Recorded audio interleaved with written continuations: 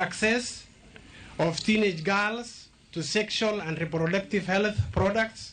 That is the main reason as to why these dignity kits are provided to our girls.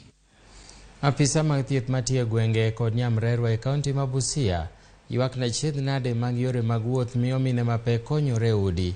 Mine mathoth mapek manyoga thieth kuom Nyamrerwa ka gin gi geno ni chenro mag thieth kamoting'o nyaka ruecho miyo ginyuol. Kata kamano Nyamrerwa go to kogiga e od thieth.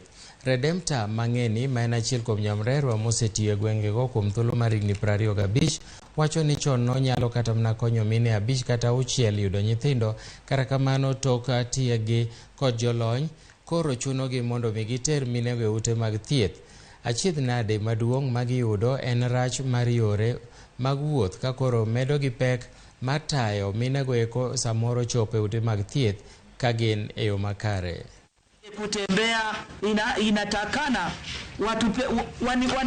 wanipeko baskili au wanipe tu pikipiki yenye itakuwa inafanya hiyo kazi na mimi. Kujifungulia kwa mikono yetu na kukosa tunaweza tembea kama ni usiku hakuna ndio tutembea. Mimi niko na watoto 8 na watoto 8 wote nimepitia kwa mkunga.